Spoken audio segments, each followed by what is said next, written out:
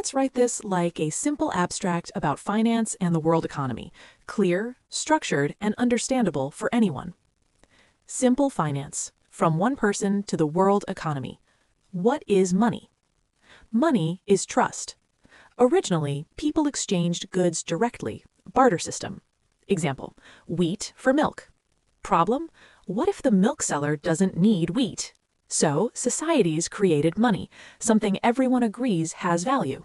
Historically, gold and silver were used because they were rare. Later, paper money appeared. Today, most money is digital. Story example. Imagine a small village. One farmer grows apples. One baker makes bread. If apples spoil fast, the farmer loses value. But if both accept money, the farmer can sell apples today and buy bread tomorrow. Money allows time, planning, and growth. How did the global economy begin? The global economy began when countries started trading across borders. In the 15th to 18th centuries, European countries searched for spices, gold, and trade routes. After, colonization expanded global trade networks. Later, the Industrial Revolution, 18th to 19th century, changed everything. Factories increased production massively. Key turning points in history were industrialization, railways and ships, global banking systems, and the creation of central banks. What is inflation? Inflation means money loses purchasing power. If today bread costs $1, next year it costs $2, but your salary stays the same, you are poorer. Why inflation happens? Too much money printed. Supply shortages. High demand. Historical story. In 1920s Germany, after World War I, the government printed too much money. Result? People needed wheelbarrows full of money to buy bread. Savings disappeared. Social anger increased. Political instability grew. This means economic instability can lead to political consequences. What is a recession? A recession is when businesses earn less, people lose jobs, and spending decreases. Famous example, the Great Depression, 1929. It started in the United States when the stock market crashed. Consequences?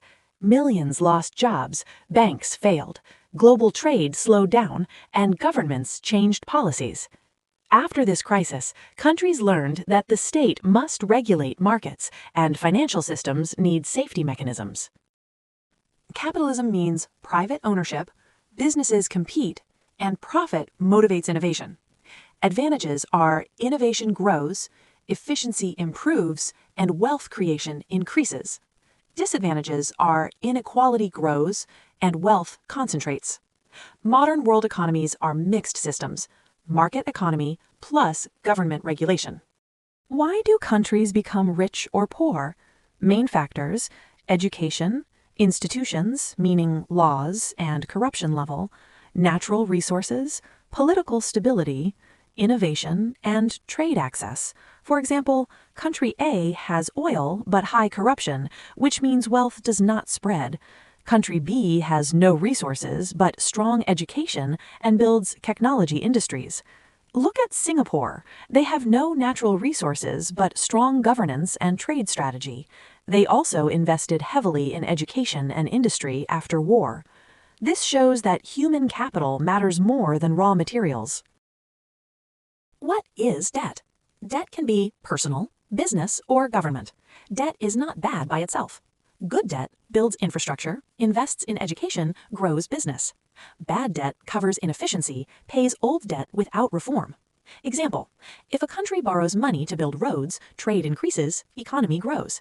If it borrows to cover corruption, the crisis becomes deeper. Globalization means economies are connected.